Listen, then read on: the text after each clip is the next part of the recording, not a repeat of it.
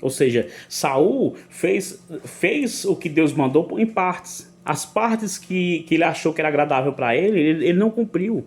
Ele fez só conforme o que ele achava. E chega um momento que Deus diz: olha, Samuel, eu estou tão arrependido, eu me arrependo de ter constituído Saul como rei. Por quê? Porque ele deixou de me seguir e não executou as minhas palavras. Tá vendo? E não executou as minhas palavras. Então, enquanto Saul batia na persistência ali naquela tecla de desobedecer a Deus, Davi era diferente, ele tinha um coração obediente. 1 Reis 15:5 diz assim, olha, 1 Reis 15:5. Porquanto Davi fez o que era reto perante o Senhor, e não se desviou de tudo quanto lhe ordenara em todos os dias da sua vida, senão no caso de Urias, o heteu. Ou seja, porquanto Davi fez o que era reto diante do Senhor.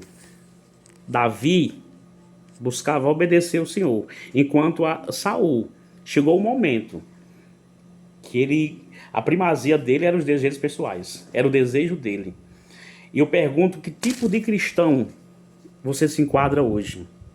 É o cristão. Eu não estou falando de Márcio, de Assembleia de Deus, não. Estou falando de cristão.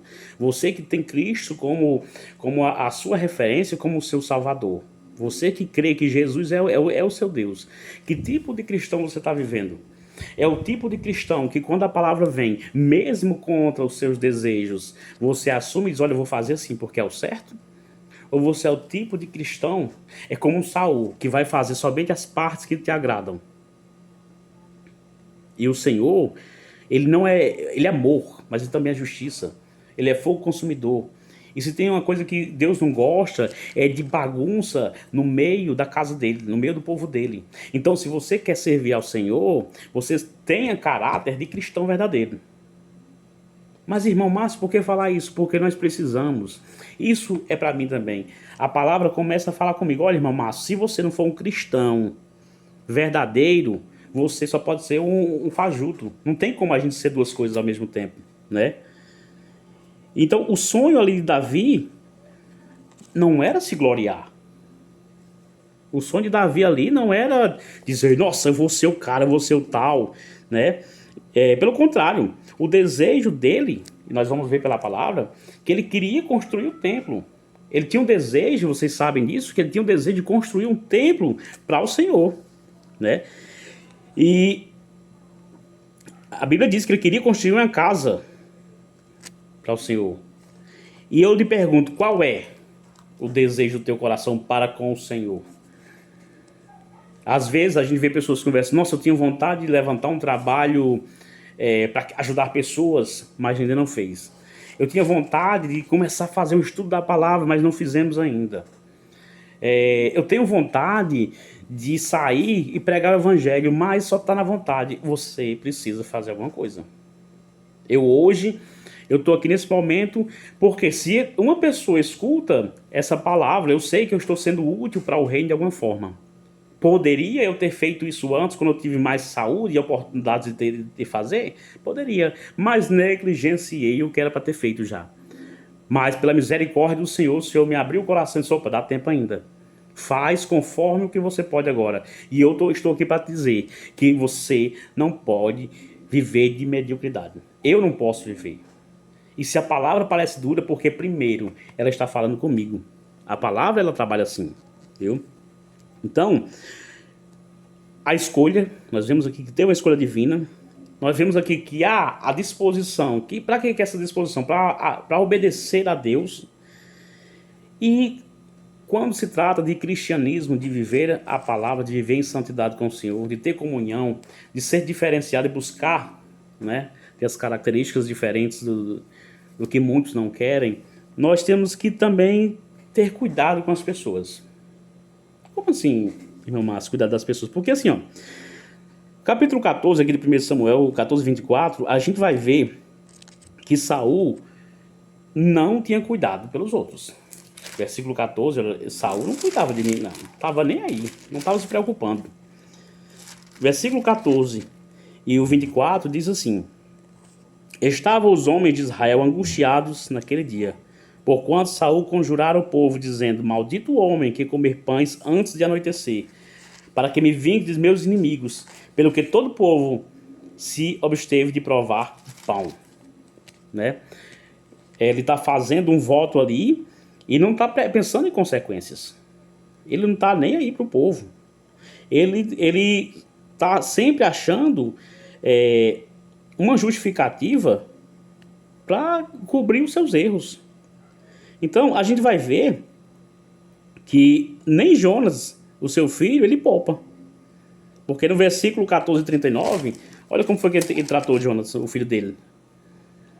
Versículo 39. Porque não tão certo como vive o Senhor, que salva Israel, ainda que com meu filho Jonas esteja a culpa, seja morto.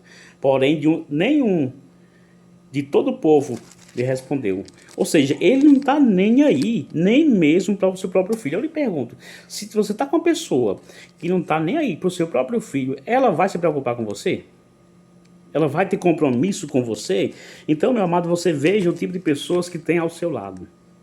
Seja em negócios, seja em relacionamentos, nós precisamos observar e pedir misericórdia e sabedoria ao Senhor para saber quem é que está sempre ao nosso lado, né? Porque, infelizmente, existem pessoas que muitas vezes não estão nem aí para você. Estão lutando e trabalhando para viver algo melhor para eles.